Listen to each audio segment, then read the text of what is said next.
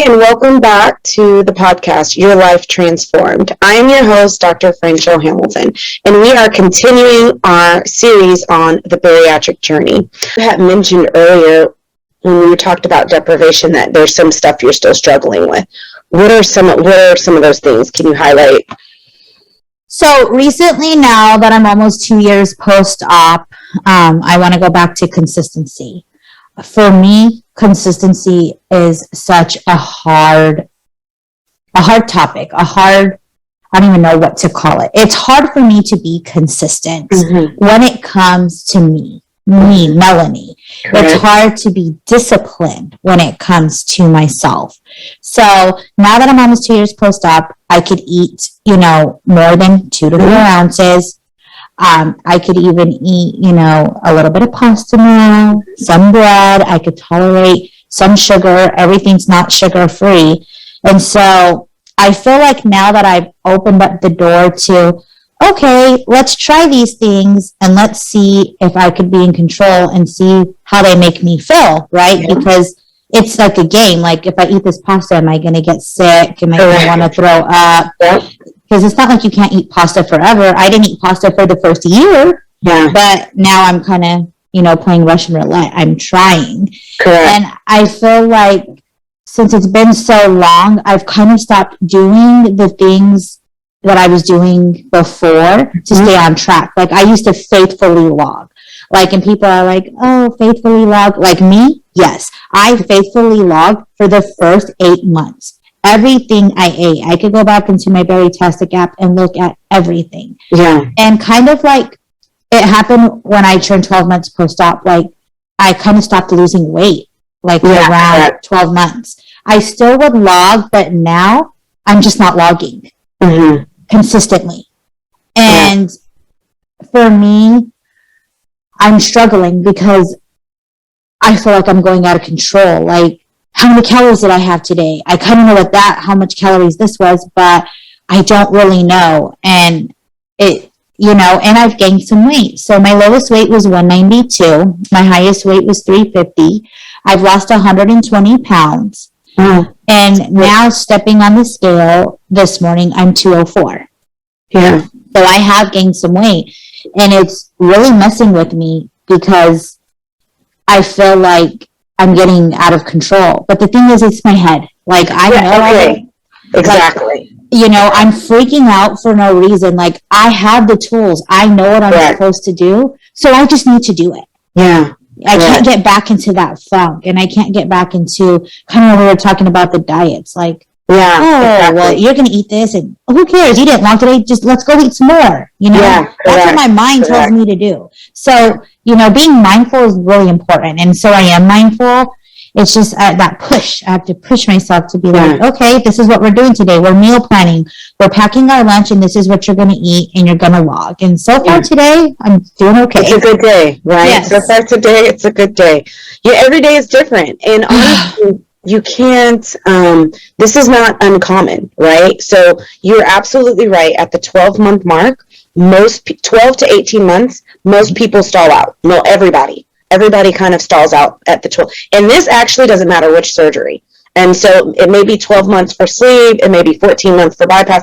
12 to 18 months is kind of the stall. And then that's when you start going into weight maintenance, weight maintenance mode. And I'll be honest, you hadn't even gained 10 pounds. So I'm telling you as a bariatric surgeon, like, stop doing that. Like, I hadn't even, I get it though. I'm hard on myself.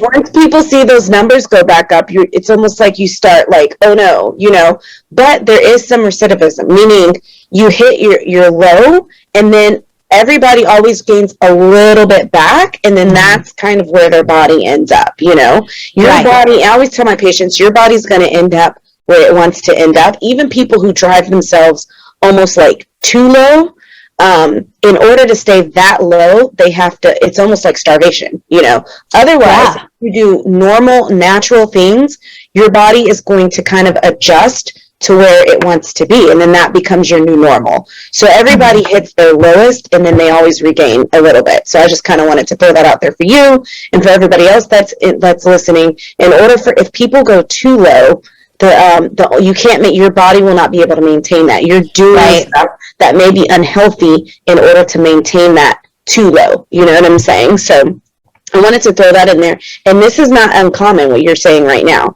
You have learned how to, like, logging and all this stuff. And now, since you're not doing it anymore, you're like, oh my gosh, am I eating the right things?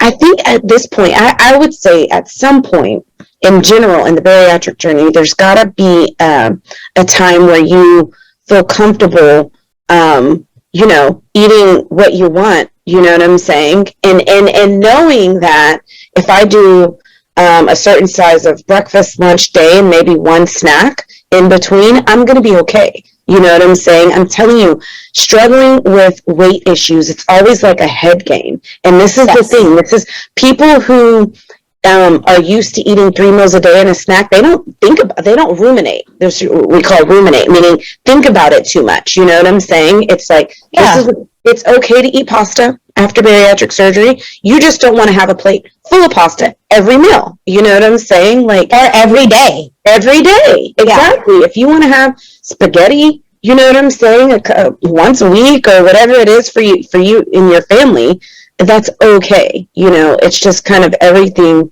in moderation. And you're right. It does get to a point with all bariatric patients, no matter what you had, you're going to be able to eat more. You're going to be able to eat more, and you're not going to get sick whenever you eat. That's what happens initially after surgery. For people who don't know, certain stuff can trigger, nausea, vomiting, like different stomach cramping, just different things.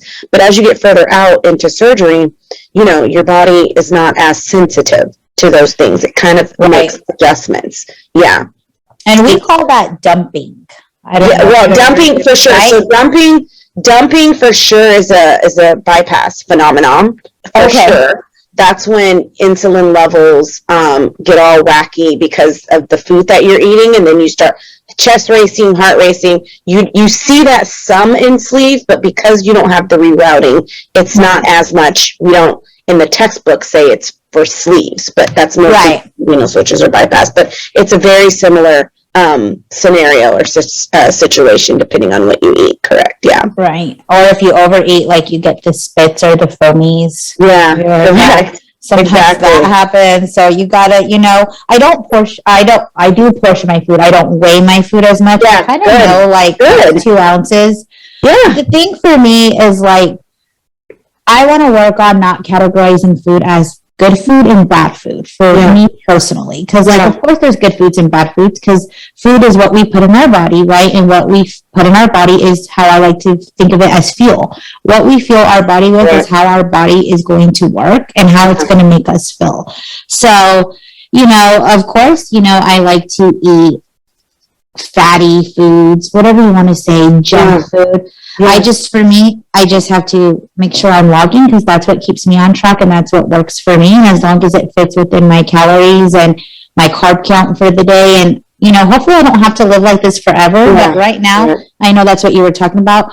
For me, this is what I feel like I still need to do until I get to a point where I can just have some food and not worry if it's going to be detrimental to me or, my body or my mind. Yeah, correct. And that's good too. It's finding what works best. And that's what I ask too. Like, I always ask my patients who feel like they're gaining. I'm like, well, what did you do before? You know what I'm saying? Just go back to what worked for you before. Like, exactly. And a lot of it's different for different people. Like, some people are like, well, even working out, right? They're like, oh, I used to work out 3 to 4 days a week, and then you stop cold turkey. Well, you know what I'm saying? Go back to doing some type of movement. You know what I'm saying? Maybe 3 days a week or whatever fits your schedule, and see if that helps. But I always say, do stuff that you can do long term. Because that's what a lifestyle is, right? So whatever you decide to do, just make sure you can do it long term. And then you're right. I think you'll get to a point, and this is the part that I like about tracking and counting.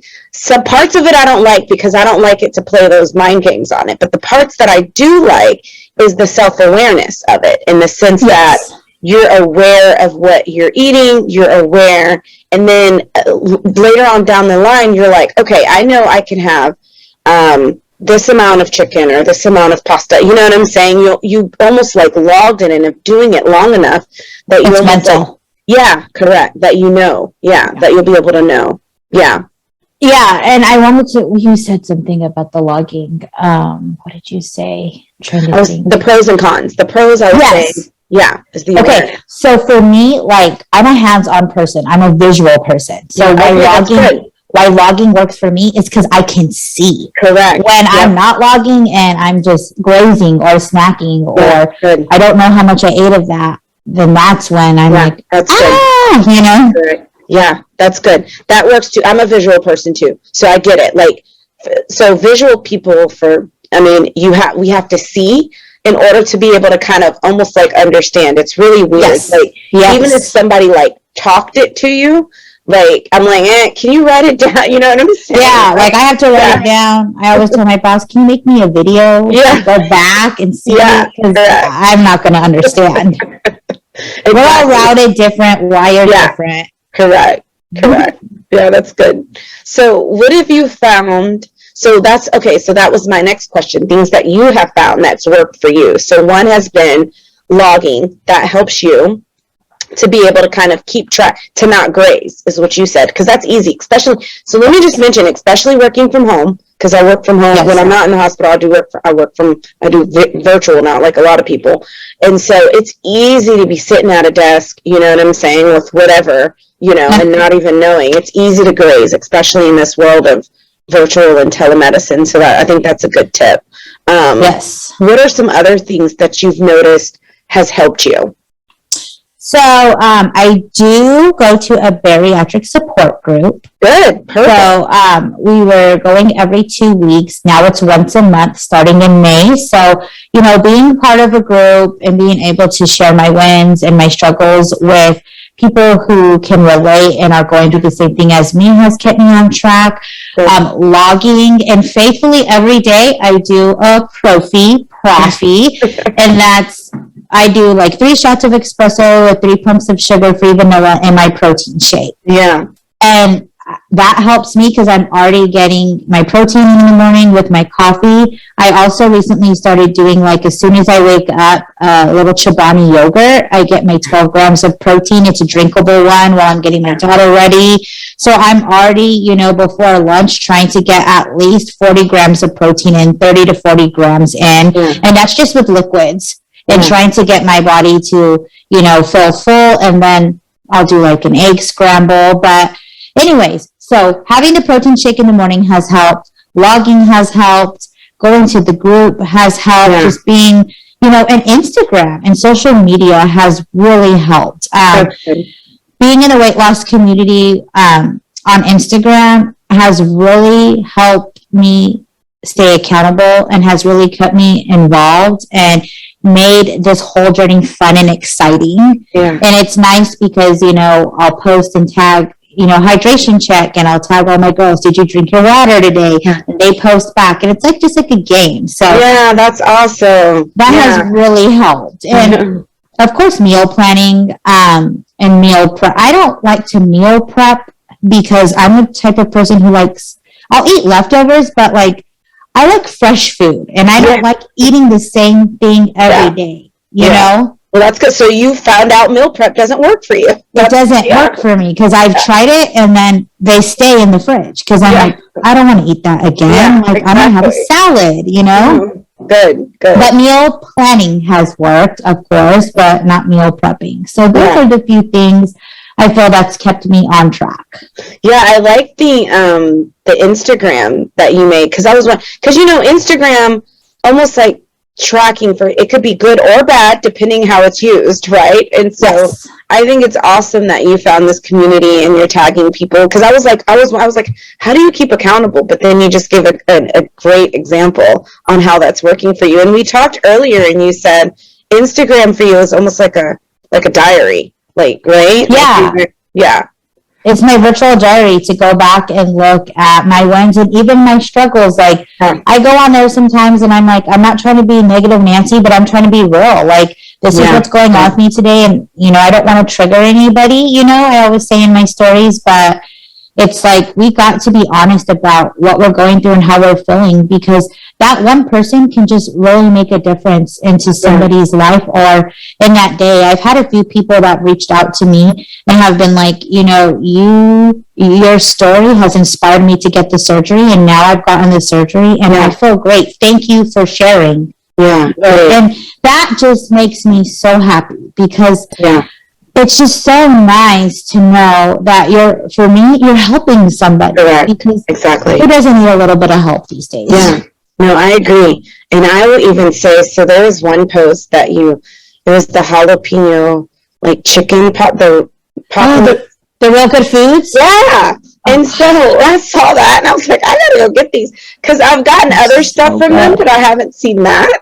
And your post on that, by the way, inspired me to go buy that. Those are awesome. Did you like them? I like them a lot. Aren't they good? And I would have never known if you hadn't posted that, because I usually try to, do healthy snacks, and that's even good for you guys maybe as a meal, but for me, like as a little snack, like, like in between, if you just put like a couple in the microwave or in the toaster or something. So. Yeah, and they're super delicious, and they're high in protein. Exactly. Low in carbs, and you feel full, and they take like 15 minutes to make. And for me, it's satisfying because it's crunchy, it's gooey, and it's cheesy. Yeah, exactly. And so it's helping me physically, and it helps me mentally, Yeah, it checks off a couple boxes. And I like, too, that it's quick. Like, you can just throw that. You know how some people, I don't have time to cook, and there's always that. And those are, like, really quick that you can just kind of throw into the microwave or toaster and be done. So, Yes, and I'm all about convenience. Like, some people are like, why do you buy those cottage cheese, with the little jellies? Just buy a thing of cottage cheese and get the jelly. And I'm like, I need to grab it. I need to be able to pop it in and go. I don't have time to look at the thing. I mean, I shouldn't say I don't have time. I'm choosing to not want to do it that way. We all have time. We can make time for what's important and what we need to do. But for me, I'm all about convenience. So those little real good food jalapeno popper things they're so good. I love them. I'm so glad you liked them. I do. I was like, oh. They're such a great company. I love that company. Yeah, they are. They actually have a lot of good brands. They actually have a lot of food that's great for the bariatric patients or anybody. You know what I'm saying? Yeah, they're good because they're high in protein. They're quick, and there's hardly no carbs in any. Exactly. Yeah, so it's really good, and I like the fact that you've also figured out. You I don't even know if you've realized it, but during this journey, to me even, and I'm just now meeting you now, you figured out so many things about you and what works for you, and I'm like excited that during all this you're like finding this out, because you're like, I like convenience, you know what I'm saying? So instead of going so if you were to go in almost like the typical prescriptive method, what I call method, what I hate when doctors do, or health coaches or whoever, just, do this, you know what I'm saying? Because that doesn't work for everybody. Right. Prescriptive would have been like, go get cottage cheese, mix it with jelly. If they would have told you that, you're like, this doesn't work for me. You know what I'm saying? Yeah, this doesn't work for me. But what does work is the combo that I can just pop off and go, you know what I'm saying? Yeah, because I feel like stuff can be so overwhelming, right? Information can be so overwhelming. A big bucket of cottage cheese, a whole jar of jelly. That's a lot. And I'm like, I'm going to have to do this every day. It's going to go bad. I spent money on it. Like, no, I'm going to get what I need for the week. And sure, you pay a little bit more, but it's worth it. And you're right. The overwhelming itself can be, because during this, it's a lot you have to learn, do. Your body's changing. Adding additional stressors like that it's not worth it. You know what I'm saying? It's just whatever works for you, whatever's easiest for you, that's still healthy and that's still good. I mean, go for it. Exactly. That's how I feel too. Yeah. Well, whatever works for you. Yeah, exactly. And so, and like I said, everything that you've said, it's just like, I'm like, wow, she's learned so much about herself, like what she likes, what she doesn't like, what works for her, like the convenience thing. You're like, I don't like leftovers, so that's not going to work. Meal prepping is not going to work for me. You know what I'm saying? Well, I do like leftovers, depending on what it is, but like having to have maybe grilled chicken for 5 days straight and for 5 days, that ain't working for me. Yeah, exactly. Yes. That's totally understandable. Well, thank you so much, Melanie, for sharing your journey, sharing your story with everyone listening. I know you've made a difference in many people's lives that are listening to this, because I'm sure so many people can relate to what you're going through. The inconsistencies, what works best for you, what doesn't. Using Instagram as a virtual diary to look back, good or bad, you know, and then some of the nuggets about the counseling and the bariatric support. These are all things that helped you, that I'm sure for other people who are struggling and don't know what to do can help look at this and think of those as some resources for them. So thank you so much. Yeah, thanks for having me. I really appreciate it. And I'm so happy that I was able to, be on your podcast and, tell a little bit about myself and hopefully help anybody that's out there that's struggling. And yeah, stay consistent, believe in yourself, and you can do it. Yeah, perfect. And we will be posting your Instagram links in our show notes. Thank you so much. Nice. Thanks. Bye.